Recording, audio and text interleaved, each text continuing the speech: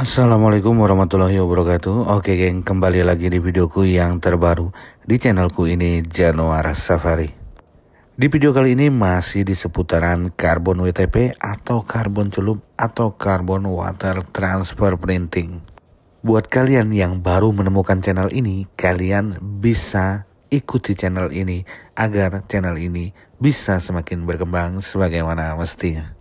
Caranya gampang, kalian tinggal klik tombol subscribe yang warna merah ya. Ada di bagian bawah di ujung sebelah kanan di bawah video ini. Atau kalau posisinya ada di tengah di HP kalian, ya kalian tinggal klik di bagian tengah. Atau ada di samping kiri misalnya ya, kalian klik di samping kiri. Tergantung posisinya di mana munculnya di HP kalian. Oke geng, sebelum kita ke proses epoksi, jadi medianya ini udah diamplas dengan amplas grade 320 ya atau 280. Kalian bisa pakai antara dua itu. Dan setelah pengamplasan kalian bisa langsung gunakan plastik primer, cukup dioles-oleskan seperti ini aja. Setelah itu baru kalian ke proses epoksi. Setelah pengolesan PP primer tadi sudah selesai, maka lanjutkanlah ke proses epoksi geng. Karena ini bodi kasar, kalau kalian ingin menghilangkan tekstur kulit jeruknya dari awal kalian saat melakukan proses epoksi, maka aplikasikanlah dengan ketebalan sampai menutup pori-porinya dan lakukan sebanyak 2 lapis berjeda. Jedanya cukup 10 menit sampai 15 menit per lapisnya. Untuk epoksi yang digunakan, kalian boleh gunakan epoksi filler. Untuk epoksinya yang harga berapa tergantung budgetnya yang punya barang.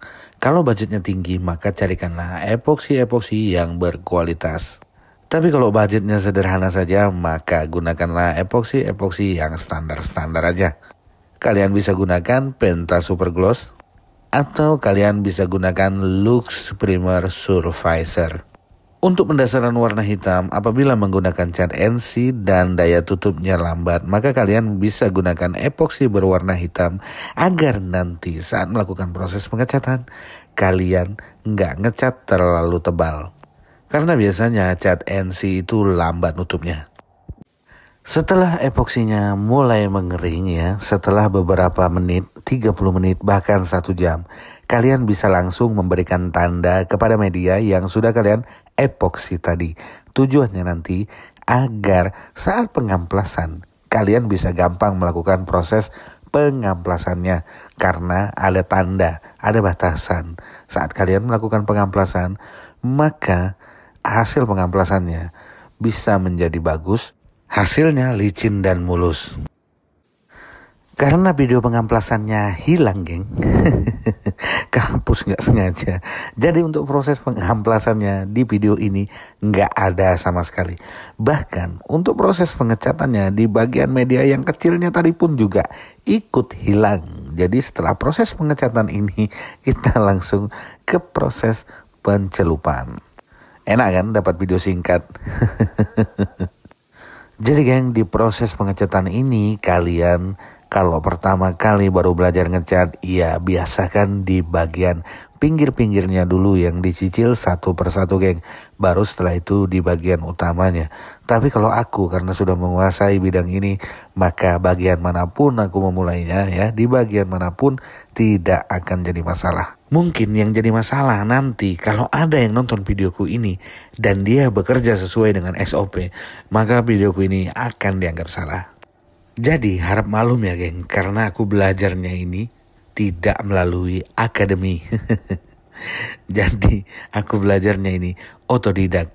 Loh, pengecatannya ada akademinya? Ada geng akademinya. Jadi kalau yang secara akademis maka dia akan bermain sesuai dengan SOP. Nah, kalau di proses pencelupan ini videonya lengkap geng. Jadi kita mulai dari barang yang kecil dulu. Jadi buat kalian yang mempunyai garapan yang sama, kalian bisa tiru ya. Kalau kalian mempunyai garapan yang sama seperti yang ada di video ini, kalian bisa tiru cara pencelupannya. Maksudnya cara masuknya barang itu bagaimana setelah melakukan proses penyemprotan aktivator. Karena geng, yang ada di video ini sudah jelas ada maksudnya. Pertama, untuk mempertahankan garis motif agar tetap rapi ya. Minimal tetap rapi geng. Supaya nanti kalau dipasang di motornya, dia bisa sejajar dan enak dilihat mata geng. Jadi geng, di proses pencelupan ini semuanya itu sebenarnya serba gampang. Siapa aja bisa melakukan proses pencelupan kalau memang sudah menguasai penyemprotan aktivatornya. Tetapi yang perlu diketahui, kalau kita memasukkan barang salah-salah ya yang akan terjadi biasanya itu garis motifnya lah, belok lah, inilah, apalah sebagainya lah. Dan itu bisa terjadi geng. Dan selalu sering terjadi. Banyak beberapa yang aku lihat dari video-video mereka rata-rata garisnya belok walaupun di media lurus. Kecuali dari bentuk medianya, saat kita melakukan pencelupan ya memang karena medianya yang membawa garisnya itu belok ya. Artinya kita nggak bisa apa-apa lagi. Itu memang nggak jadi masalah. Artinya paling kita berpikir bagaimana kita caranya menyembunyikan garis itu. Jadi contohnya kalian bisa lihat barang itu kalau dia terpasang di mobilnya atau di motornya. Bagian mana yang paling pertama kali dilihat mata, maka itulah yang pertama kali masuk. Biar nanti bagian yang ketarik itu disembunyikan di bagian yang gak kelihatan mata. Coba kalian lihat di spakbor ini yang di bagian lubangnya ada 2 di bagian atas. Itu kan ketarik tuh. Itu karena ada bagian yang mencongol ya ke depan di bagian atas itu. Itulah yang membuat dia ketarik. Bisa nggak itu nggak ketarik? Bisa. Potong itunya. Nah kalau misalnya itu dipotong, ya gimana? Mau naruh lampu yang ada di situ? Lampu rem itu kan di situ dia taruhannya. Oke geng, kita langsung ke proses pengekliran karena media ini juga sudah aku gelapkan sesuai dengan permintaan ya. Untuk proses penggelapannya itu gampang sekali geng. Kalian tinggal gunakan cat dan thinner aja atau kalian bisa gunakan cat yang bercampur dengan clear. Setelah itu kalian tinggal mengaplikasikan sampai nanti itu kegelapannya sesuai dengan target kalian mau gelapnya seberapa. Setelah itu kalian tinggal melakukan pengekliran dengan clear bening. Jangan kalian gunakan lagi clear yang sudah bercampur dengan cat atau cat yang bercampur dengan thinner. Jadi nanti kalau kalian terlalu banyak menggunakannya maka motifnya akan hilang. Nanti kan kalau motifnya hilang ketutup sama proses penggelapan ya, apa gunanya kalian ngarbon ya, mending dilemparkan aja lagi sudah barangnya. Untuk clear yang aku gunakan di video ini adalah clear Dana Gloss SP yang dimana perbandingannya itu 4:1:1, 4 clearnya, 1 thinnernya dan 1 hardenernya.